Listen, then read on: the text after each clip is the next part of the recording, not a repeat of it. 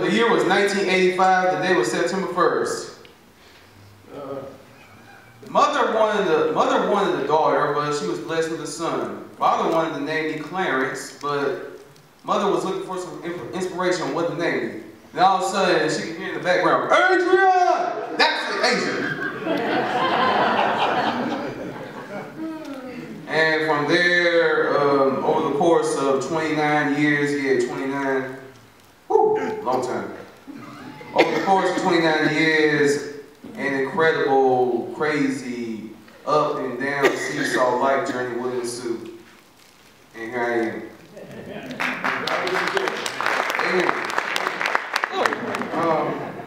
Excuse me.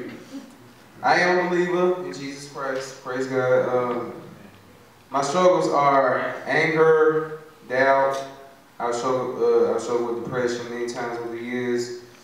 Lustfulness, you know, things like that. Sometimes a little anxiety, and you know, I believe that sometimes me, like any other believer, will sometimes want to take things out of God's hands and see what I can do, which it always does nothing the wall every time. Shouting all that good stuff at the church, you know, where the preach was talking like this, going down this number,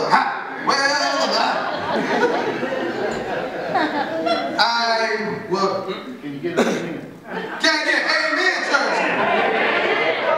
Open play, right there. I was raised in that kind of church. You know, all of that. I'd be like, hey, what in the world is pastor having this role? For goodness sake, is he coughing up a hairball? What the heck?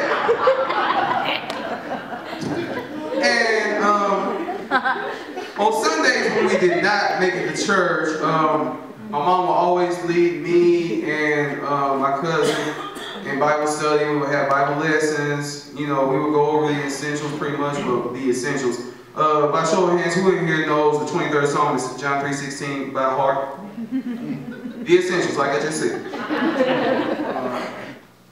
I do remember being really sad and depressed when I was like 12 years old. I remember at one point praying to God that He killed me and or my mom. Like I was 12 years old, and I could just see the pain that I was going through, and I didn't want to live no more. What else? I also remember that when I was a child, believe it or not, I was shy. I'm an actor too. I'm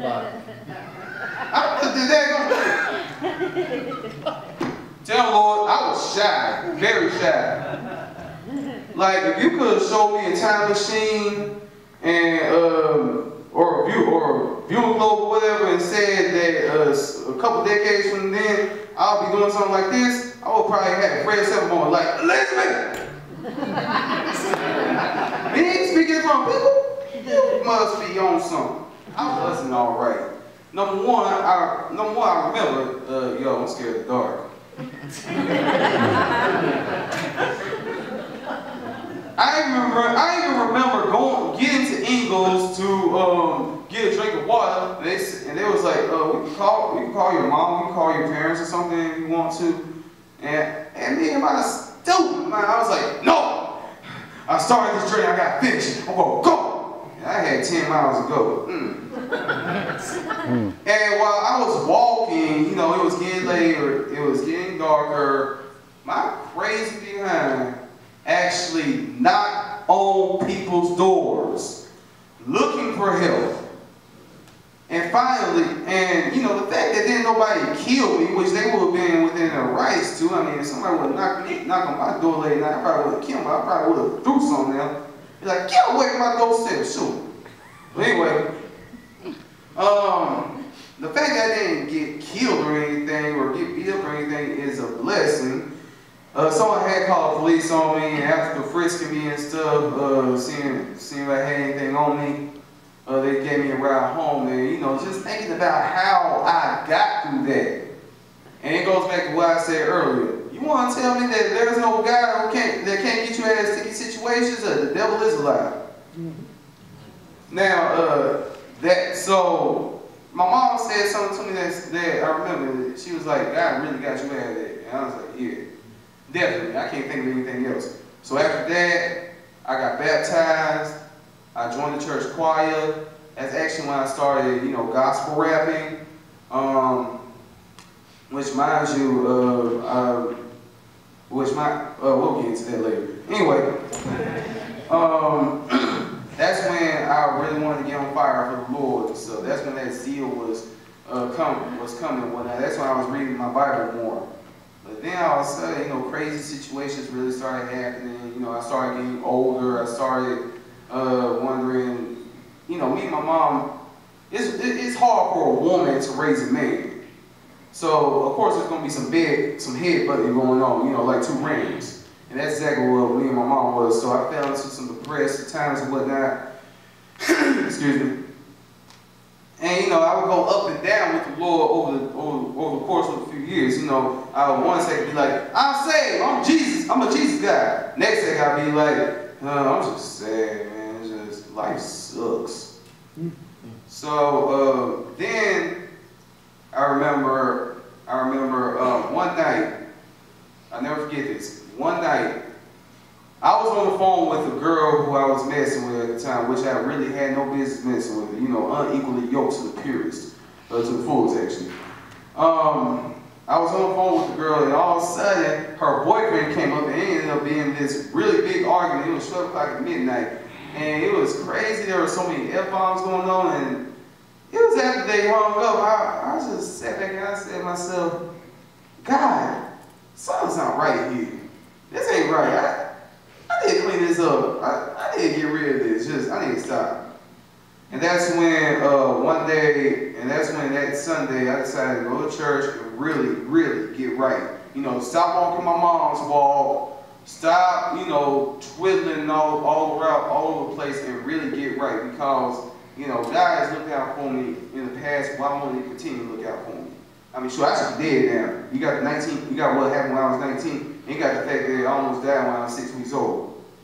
But like I said, God got me through that. I've been walking in the altar. It was an altar call over at St. Peter's where I Center, and I was actually crying. I'm not crying. I was like, Lord, you got me up in here crying like a little punk. So I rededicated my life. I remember going to some encounters, and I was like saying, "Take it away, Jesus!" I went hoarse, and you know, I believe that's when, you know, me and God, mostly God, started to work on making Adrian a better Adrian. Because it was after that's when I started becoming the Bible thumping, posting Bible verses on Facebook, texting Bible verses and whatnot, individual that I am today. And also, you know, someone probably questioned me even watching this movie, but I believe that it's powerful. This is what really made me appreciate my Bible more, watching the book of Eli. If you watch that movie, he was blind throughout the entire movie, and he fought. Bullets grazed and whatnot, and he had that Bible with him the entire time.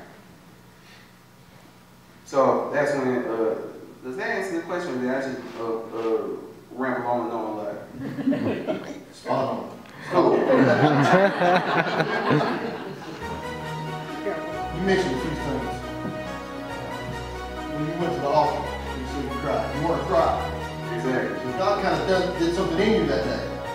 I'm thinking He probably put an onion in my spirit or something like that. Onion in my spirit.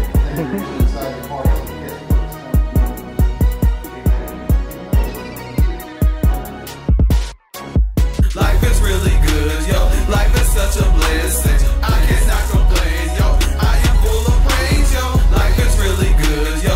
Life is such a blessing. I cannot complain, yo. I am full of praise, yo. Life is really good, yo. Life is such a blessing. I cannot complain, yo. I am full of praise, yo. Life is really good, yo. Life is such a blessing. I cannot complain.